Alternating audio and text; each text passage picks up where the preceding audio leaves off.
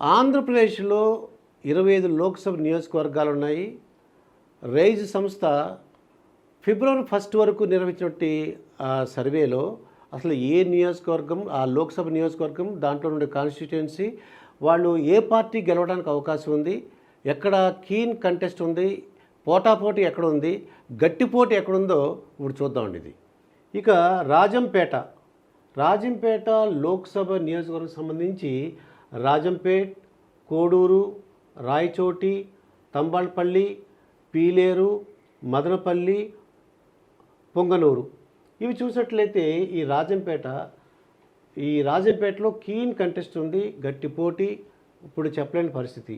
Koduru SC నియోజకవర్గం YSRCP, Rayachoti YSRCP, Thamballapalle TDP, Pileru TDP, Madanapalle keen contest.